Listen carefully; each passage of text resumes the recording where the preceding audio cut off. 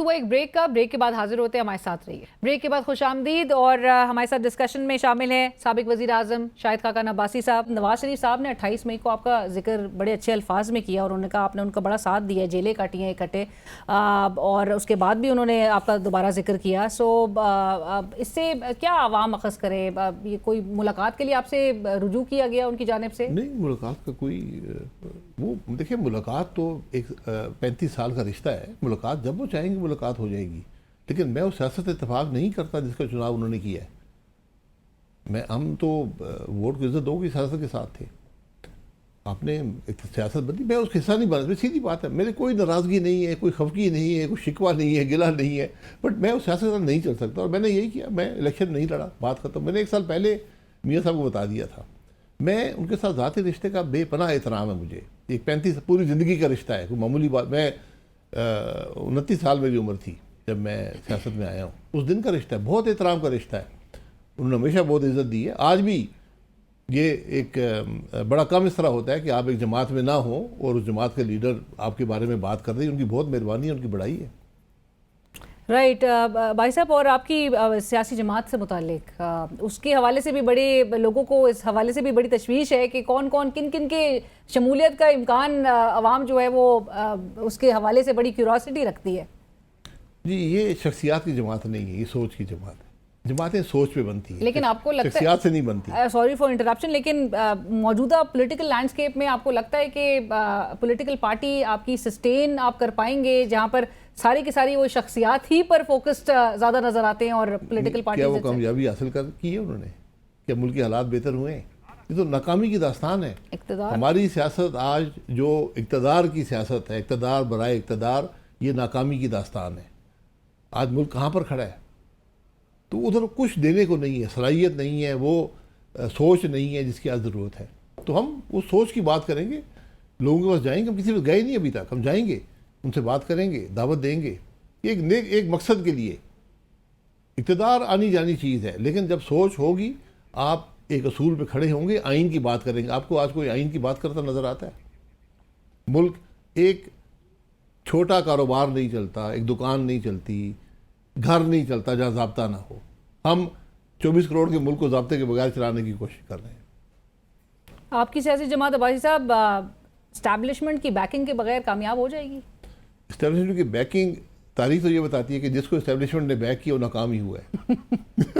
इसकी बड़ी वाज़ेह मिसाल इमरान खान साहब है। और जेल भी गए, और जेल भी जा। इसलिए हम इस्टेब्लिशमेंट की जमातें छोड़ के आए हैं। तो बैकिंग भी जरूर, एक आइन में फौज का एक रोल है, उसी रोल पे रहना चाहिए। रिश्ते आइनी होने चाहिए, इक़्तिदार के असूल के लिए नहीं। बात मुल्क की होनी चाहिए। बिल्कुल, जिस चीज़ में आइन के मुताबिक, अगर आइन में कोई ख़राबी है, सब मिलकर उसकी तस्हीह कर लें, अमेंड कर दें आइन को अगर ज़रूरत है। मैं तो समझता हूँ आइन बिल्कुल ठीक है, लेकिन अगर किसी का ख्याल है कि ये नहीं, इसमें कुछ और होना चाहिए, बदल लें। और वो भी अवाम की मर्जी के मुताबिक बदला जाता है। आप खुद नहीं बदल सकते, अवाम के नुमाइंदे ही बदलते हैं। बिल्कुल। भाई साहब, इलेक्टेबल्स पे तो फोकस नहीं किया जाएगा, नए चेहरों को तरजीह देंगे? इलेक्टेबल वो लोग जो क्रेडिबल हों, इंटेग्रिटी वाले हों, सलाहियत वाले हों, एक सोच रखते हों, इलेक्टेबल हों या ना हो। अभी जो हम 20, 30, 40 लोग हैं, उनमें से अक्सर लोग सियासत में नहीं हैं, लेकिन वो काबिलियत वाले लोग हैं, सलाहियत वाले लोग हैं। और उसके बाद लोग आपके सफ़र में, एक सफ़र होता है, ये शामिल हो जाएंगे। ये जो जमातें पहले दिन बनती है ना, मेरे 10 इलेक्टेबल इधर बैठे हैं, 20 इधर बैठे हैं, हमेशा नाकाम होती हैं। वो एक लोगों का मजमूआ होता है, वो सोच ही नहीं होती। तो हम तो सोच की बात कर रहे हैं, फिक्र, एक रास्ते की बात कर रहे हैं।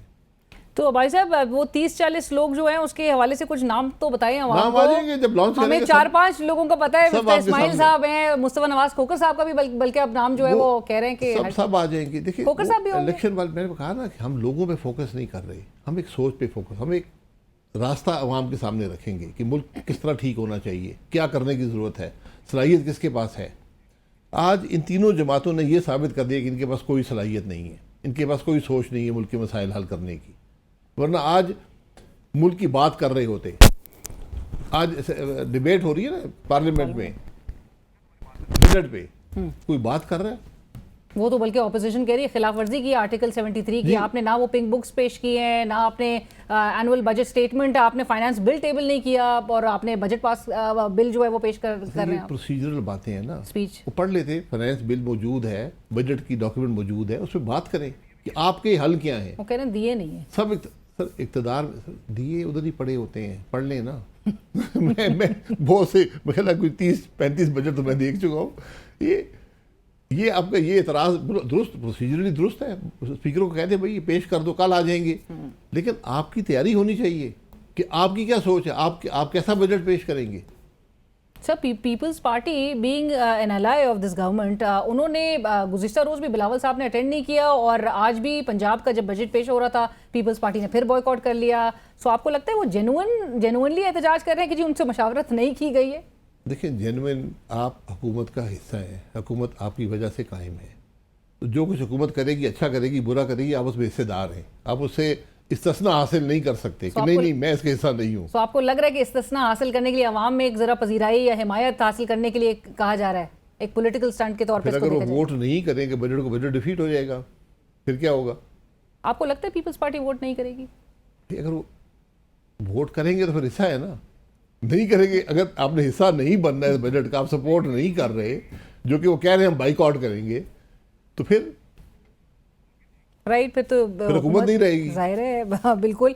भाई साहब, आपने बीच में जिक्र किया जहाँ पर तमाम जो लूप होल्स हैं हमारे मुल्क में इस वक्त मौजूदा निज़ाम फ्रॉम के इंसाफ की डिस्पेंसेशन से नहीं न होने से लेकर तमाम जो मसाइल का सामना है, एक ATC के जज सरगोदा के, उनका भी लेटर गुज़श्ता रोज़ सामने आ गया मदाखलत के हवाले से, और किस किस्म की और कितनी इंटेंसली मदाखलत की जा रही है इस वक्त। और आपको 6 जजेस का वो लेटर भी याद होगा, इस्लामाबाद हाई कोर्ट के ऑनरेबल जजेस का। कितनी अलार्मिंग है ये जुडिशरी और एस्टैब्लिशमेंट के दरमियान जो ये एक रिफ्ट नज़र आ रही है, जो कि अब एक नेक्स्ट लेवल पे, क्योंकि हर आए दिन जो है हमें कोई ना कुछ सर्फेस होता हुआ दिखाई दे रहा है। देखिए, अगर वो शिकवा है जजेस का, जो आज खत आया है, और लाहौर हाई कोर्ट के चीफ जस्टिस का बड़ा हाई कोर्ट ले, उनकी जिम्मेदारी है, लिया उस पर बड़े सख्त तो करें, बिल्कुल आप कार्रवाई करें। आईन है ना मुल्क में। पहले 6 जजेस ने कहा कि जनाब हमारे कामों में मुदाखलत हो रही है, हमें ये बताएं। सुप्रीम जुडिशल काउंसिल को लिखा, इस मुल्क की अदलिया के मामलात का सबसे बड़ा इदारा है, उन्होंने लिखा कि हमने हलफ लिया हुआ है, क्या हम अपने हलफ के मुताबिक काम करें या ना करें। 3 महीने हो गए, उनको जवाब नहीं मिला आज तक। ये बदनसीबी है हमारी। फिर मुल्क का निज़ाम कैसे चलेगा? हम इस बात को समझते नहीं हैं। हम इन्वेस्टमेंट की बात करते हैं। जो इन्वेस्टर ये देखता है कि इस मुल्क में हाई कोर्ट के जज जो हैं ये बात कर रहे हैं, वो आके इन्वेस्ट करेगा इस मुल्क के अंदर।